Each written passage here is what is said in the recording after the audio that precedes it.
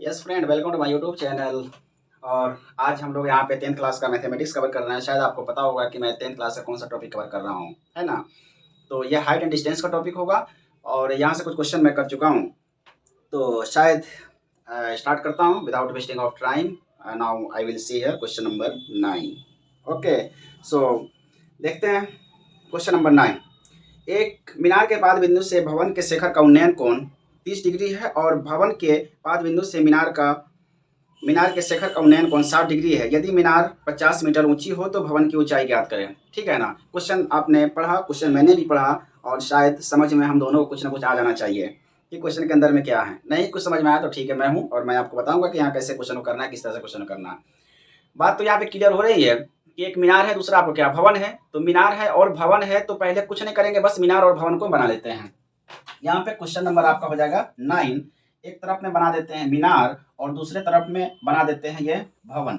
जाहिर सी बात है कि दोनों का हाइट हम थोड़ा बहुत ऊंचा नीचे रखेंगे, क्योंकि मीनार जो होगा वो बड़ा होगा और भवन जो होगा वो छोटा होगा। क्लियर, मैंने वैसा कर दिया और दोनों को एक बेस के थ्रू जोड़ दिया, जैसा कि आपको दिखाई दे रहा होगा, है ना। ओके, उसके बाद फिर बोला इसमें दो एंगल है, एक एंगल आपका 60 डिग्री का है, दूसरा एंगल आपका 30 डिग्री का है। तो करेंगे कुछ नहीं कि आपको पता है पहले से, शायद हम लोग इतना ज़्यादा बात कर चुके हैं इस टॉपिक पे या इसके कंसेप्ट पे कि कैसे हम एंगल को प्रोजेक्ट करेंगे, कहाँ पे किसको मिलाएंगे, कैसे करेंगे। तो एंगल साइड अगर आपका बड़ा होगा तो एंगल भी आपका बड़ा होगा, इसका हाइट अगर छोटा होगा तो एंगल भी आपका छोटा होगा। तो ठीक है, इसको हम मिला देते हैं, यहाँ से इसको ऐसे और इसको मिला देंगे एंगल को ऐसे, बन गया आपका ये ट्रायंगल। क्लियर। तो रही बात अब यहाँ पे मीनार का आपने कर दिया, भवन का आपने कर दिया, दो एंगल टाइप से इस तरह से ट्रायंगल आपने बना दिया। बनाने के बाद में अब है क्या, एंगल सर हम कहाँ पे लिखे, एंगल किसको दें, किस में किसको प्रोजेक्ट करें। मैं बताया हूँ आपको कि जब हाइट अगर आपका बड़ा रहेगा, क्लियर, तो एंगल भी आपका बड़ा बनेगा। इस बड़े वाले हाइट के साथ में कौन सा एंगल बन रहा है यहाँ पे 60 डिग्री का, छोटे वाले के साथ में कौन सा बन रहा है तो यहाँ पे 30 डिग्री का। क्लियर। और नेमिंग यहाँ से दे देंगे ABCD, ये नेमिंग हो जाएगा इसका। ये वाला जो चीज दिया है यहाँ से 50 मीटर इसका हाइट है, किसका, मीनार का हाइट है। तो आपको निकालना यहाँ से C और D, मतलब भवन का ऊंचाई निकालना है। मतलब फाइंड आउट CD बराबर वॉट, ये चीज आपको यहाँ से निकालना है। ठीक है, क्वेश्चन समझ में आ गया होगा आपको। अब मैं लेता हूँ यहाँ से ट्रायंगल AB और D के अंदर में। Now in a triangle ABD triangle ABD के अंदर में कौन सा रेशियो होगा, साइन कॉस टेन के फॉर्म में कौन सा रेशियो होगा जिसमें आपका ये और ये आना चाहिए। ठीक। सर हमें एक बात नहीं समझ में आ रही है कि हम टेन को ही क्यों लेंगे, आप लंब और आधार को क्यों ले रहे हो, आप आधार और कर्ण को क्यों नहीं ले रहे हो, आप लंब और कर्ण को क्यों नहीं ले रहे हैं। दोनों क्वेश्चन में जो आपका कॉमन आ रहा है वो किसके साथ में बन रहा है, रिलेशन बेस के साथ में बन रहा है। इसलिए मैं दोनों के साथ में, दोनों ट्रायंगल पे ऐसा मैं देखूंगा जो बेस के साथ में आपका रिलेशन बनता हुआ नजर आए। क्लियर है ना। इसलिए मैं दोनों ट्रायंगल में देखूंगा कि यहाँ पे लंब अलग हो सकता है लेकिन आधार आपका सेम है दोनों के लिए। यहाँ पे आधार आपका ये आधार ये हो सकता है लेकिन कर्ण है, कर्ण दिया नहीं हुआ है। और ये लंब आपका है, लंब आपका ये हो सकता है लेकिन कर्ण आपका दिया नहीं हुआ है। ठीक ना। और इसका कर्ण, इसके कर्ण से कोई मतलब नहीं, चूंकि आपको तो निकालना इसका हाइट है।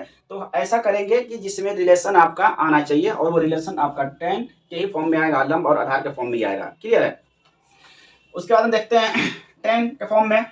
तो टेन कितना बनाएगा इस ट्रायंगल में AB और D में, ABD में 60 का बना रहा है। तो टेन 60 इक्वल टू लंब बटा आधार, लंब बटा आधार। टेन 60 का जो मान निकलेगा वो मान क्या होगा आपका, टेन 60 का √3 और लंब कितना हो जाएगा यहाँ से AB, आधार कितना D और B, ये हो जाएगा यहाँ से DB।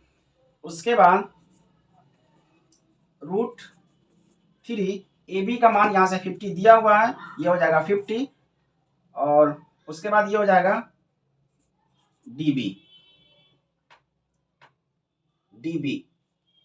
तो क्लियर। फिर यहां से DB को क्रॉस मल्टीप्लाई कर दें, ये DB इक्वल टू 50/√3। इसको आप यहां से इस तरह से ब्लॉक कर देंगे। ये आपका जो DB निकला है, DB बोले तो इसका बेस निकल कर आया। अब हम करते क्या है कि इसका दूसरे वाला ट्रायंगल में लेते हैं। Now again in a triangle CDB या CBD के अंदर में लेंगे और इसमें भी आप tan के ही फॉर्म में आएंगे।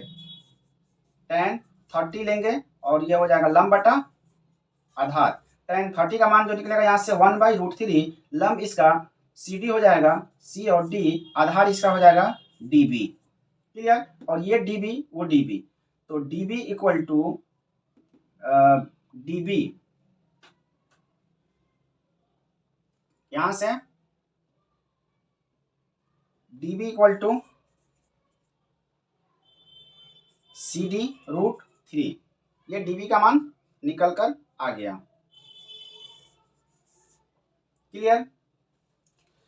जब DB का मान ये निकला और DB का मान यहां से ये निकला, ये आपका DB और ये भी आपका DB, तो इक्वेशन 1 और 2 से इसको आप कर लें इक्वेशन 1 और इसको कर लें 2। Now equation first and second, जब ये DB वो DB है तो आपको पता होना चाहिए कि जब दोनों एक इक्वेशन में जब पढ़ रहे थे कि अगर LHS या RHS अगर मेरा बराबर हो रहा था तो फिर मैं कैसे इक्वेशन को सॉल्व कर रहा था। अब आपका ये इक्वेशन बेस पे चला गया, जब ये दोनों का मान DB है और ये भी DB है, LHS इसका दोनों का बराबर है, तो फिर RHS भी अपना बराबर में आ जाएगा। तो 50√3 यहाँ से 50√3 इक्वल टू CD√3, ये ऐसे बनेगा। उसके बाद हम करते क्या है यहाँ से कि 50√3 और ये मल्टीप्लाई में है, यहाँ पे नीचे में आ जाएगा, ये डिवाइड में √3 बना देगा और ये हो जाएगा CD, ये 50/√3 इक्वल टू ये हो जाएगा CD, और √3 को √3 से गुना करेंगे तो बन जाएगा 3 और काटिएगा इसको, तो काटने के बाद में 60:2/3 इक्वल टू ये CD, 16 या 48 50 50, तो 60:2/3 ये CD का मान निकल कर आ जाएगा, जो इसका मान था। और ये क्या चीज था? भवन था, भवन का ऊंचाई निकल कर आ जाएगा। क्लियर? उसके बाद मैं देखता हूं यहां से क्वेश्चन नंबर 10। क्वेश्चन नंबर 10 में बोला है कि एक 80 मीटर चौड़ी सड़क के दोनों ओर आमने सामने समान लंबाई वाले 2 खंबे लगे हुए हैं। इन दोनों खंभों के बीच सड़क के एक बिंदु से खंभों के शिखर के उन्नयन कोण क्रमशः 60 डिग्री और 30 डिग्री है। खंभों की ऊंचाई और खंभों से बिंदु की दूरी ज्ञात करें। मतलब ये निकालना है कि खंभा जो है उस खंभे का ऊंचाई ज्ञात करना है। इसमें 2 खंभे लगे हुए हैं आमने सामने और दोनों के साथ में कुछ एंगल बना रहा है, और वो एंगल क्या है? आपका 30 डिग्री का है और दूसरा आपका 60 डिग्री का है। ठीक है, और जो सड़क है वो 80 मीटर चौड़ा है। तो बोला कि दोनों खंभों के बीच की दूरी निकालना है और प्लस खंभे की लंबाई ज्ञात करनी है। क्वेश्चन आपको समझ में आया होगा। तो मैं करता क्या हूं यहां से, क्वेश्चन नंबर 10। अब 2 खंभा बना लेते हैं, एक खंभा ये, दूसरा खंभा ये। इस खंभा को बेस से आप जोड़ दीजिएगा। जोड़ने के बाद में क्या बोला था कि इसमें एंगल बना रहा है, और एंगल जब बनाएगा तो कितने का 60 का बना रहा है और दूसरा कितने का बना रहा है? 30 का बना रहा है। तो एक को क्या करें हम यहां से ऐसे प्रोजेक्ट कर दें। क्लियर? और दूसरे को हम क्या करें कि यहां से ऐसे प्रोजेक्ट कर दें। अब आपको दिखाई दे रहा होगा कि एक को छोटा करना है थोड़ा सा, एक को बड़ा कर देना है। छोटा बड़ा आप अपने से कर सकते हैं, कोई दिक्कत नहीं है। आपका ये वाला छोटा हो सकता है और क्लियर, और ये वाले को इसको छोटा कर दें और इसको बड़ा कर दें। ये आप अपने से कर दीजिएगा, कोई दिक्कत नहीं है। अगर आप इसको बड़ा करना चाहें, इसको छोटा करना चाहें, वो भी सही है और ये भी आपका सही है। तो आप क्या करें कि चलिए दोनों ऐसे कर सकते हो आप, कोई दिक्कत उसमें नहीं होना चाहिए। पोल बना यहां से, आपने इससे मिला दिया, उसके बाद इसको बड़ा कर दीजिए और इसको थोड़ा सा इस तरह से कर दीजिए, अच्छा दिखने के लिए हो जाएगा ना। अब क्या नेमिंग दीजिए यहां से A B C और D। अगर ज्यादा स्लोप है, क्या है? ज्यादा स्लोप है, ज्यादा हाइपोटेनस बैंड किया हुआ है, एंगल आपका छोटा होगा। स्लोप आपका ज्यादा खड़ा है, एंगल आपका बड़ा होगा। तो ये बताएं किसका स्लोप ज्यादा कम है, किसका स्लोप ज्यादा है? तो ये किसका 30 डिग्री, इसका स्लोप कम है तो ये हो जाएगा आपका 60 डिग्री। एंगल देने में कोई दिक्कत नहीं आना चाहिए, इस तरह से आप इसे दे दीजिएगा। अगर ज्यादा स्लोप होगा कम एंगल बनेगा, कम डिग्री का एंगल बनेगा, कम स्लोप होगा तो ज्यादा डिग्री का एंगल बनेगा, जैसे यहाँ पे आपको दिखाई दे रहा है। क्लियर। अब यहां से लेकर यहां तक का जो दे रहा है ये कितने का दे रहा है, 80 मीटर का ये दिया। आपको निकालना कि पोल का लंबाई निकालना, ये वाला पोल निकालना, ये वाला पोल लंबाई निकालना है। और उसके बाद में यहाँ से ए बी सी डी और इसका नेम दे दीजिए आप ई। आपको यहाँ से फाइंड आउट क्या क्या, A B equal to C D, ये दोनों पोल है और ये दोनों पोल बराबर में है, ये चीज आपको निकालना था। उसके बाद में डी ई निकालना था, डी ई बराबर वाट और E B equal to what, E B equal to what, ये दो चीज आपको निकालना था यहाँ से। क्लियर। मैं क्वेश्चन की तरफ में आता हूं और क्वेश्चन आपका यहाँ से कहीं से भी आप स्टार्ट कर सकते हो, जैसे कि ट्रायंगल ए बी और ई में। Now in a triangle A B E, A B E, तो ट्रायंगल ए बी ई में हम लेते हैं किसका, ये लंब है और ये आधार है। ठीक, लंब और आधार में ही लेंगे तो ये tan का फॉर्म में आपका मिलेगा। तो tan 30 बराबर, tan 30 बराबर लंब बटा आधार, तो यहां से हो जाएगा लंब बटा आधार। tan 30 का जो मान निकलेगा 1/√3, 1/√3। लंब कितना, ए बी, ये हो जाएगा ए बी। आधार कितना हो जाएगा इसका, ई और बी, ई और बी। उसके बाद यहां से ई बी, तो ये ई बी क्रॉस मल्टीप्लाई करेंगे, ई बी और ये ए बी √3, ये ई बी निकल कर आ गया। इससे आप इक्वेशन फर्स्ट मानिए।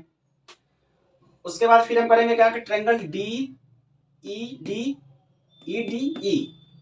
Now in a triangle C E D, C E D, C E D के अंदर में, और ये भी आप ले लेंगे tan के ही फॉर्म में। तो ये बन जाएगा आपका tan 60 इक्वल टू लंब बटा आधार। tan 60 का मान जो निकलेगा √3, लंब कितना इसका डी सी और आधार कितना निकलेगा इसका डी ई। क्रॉस मल्टीप्लाई करेंगे इसको तो डी ई, डी ई, तो डी ई यहां से √3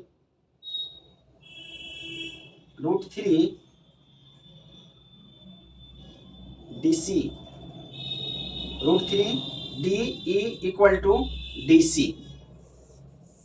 चलिए इसको इस तरह कर देते हैं। अब क्या हुआ कि यहां से √3 D E equal to D C, और डी सी मेरा ये है, ए बी मेरा ये है।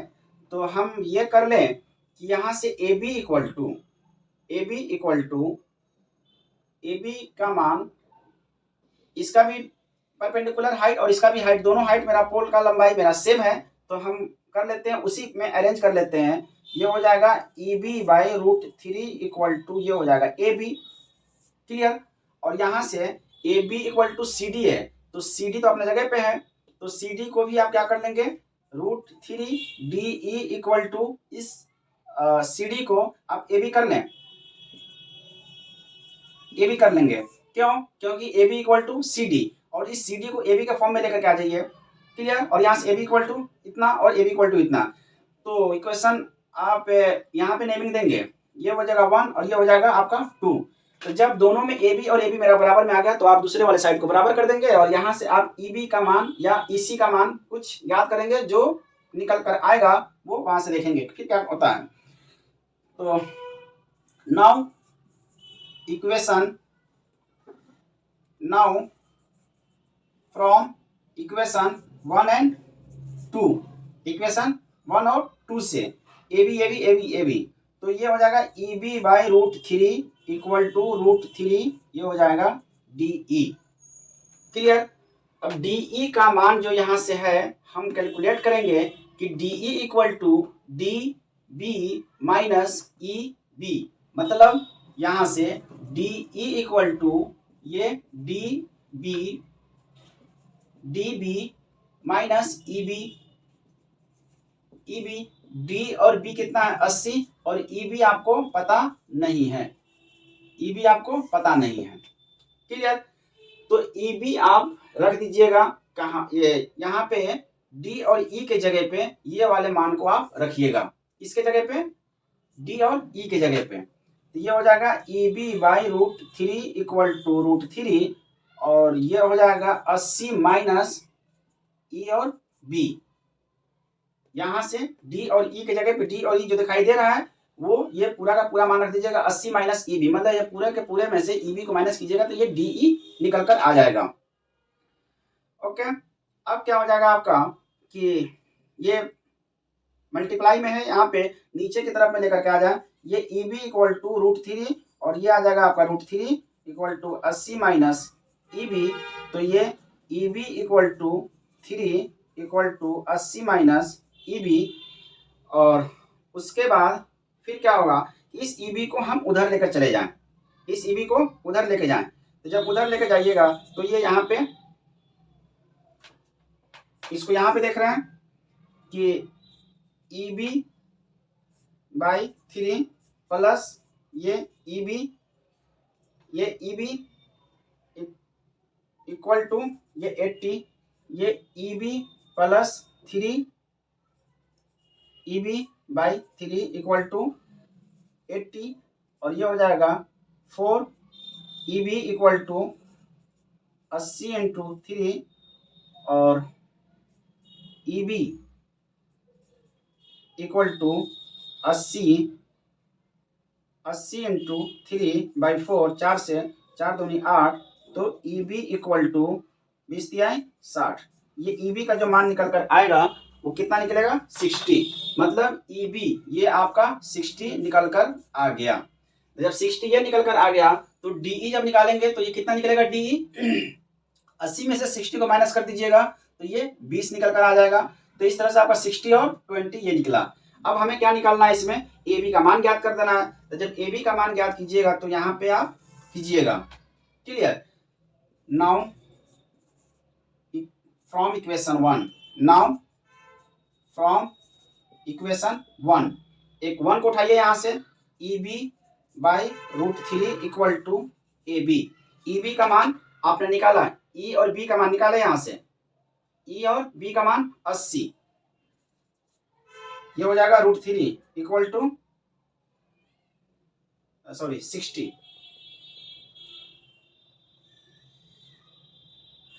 EB E और B ये हो जाएगा 60, ये हो जाएगा AB। यहाँ से 60 बाई √3 रेशनलाइज कर दीजिएगा इससे, AB ये 60 √3 बाई 3 काटिएगा, 3 दूना 6, ये 20 √3 इक्वल टू AB। तो इस तरह से AB और CD ये दोनों बराबर है, तो 20 √3 इसका भी मान, 20 √3 इसका भी मान और इसका भी मान 20 √3, ये दोनों का मान आपका सेम रहेगा। इस तरह से इस क्वेश्चन को आप देख लीजिएगा और मैं चाहूँगा कि शायद आपको ये अच्छा लगा होगा और समझने की कोशिश कीजिएगा। I hope that you will be good, and again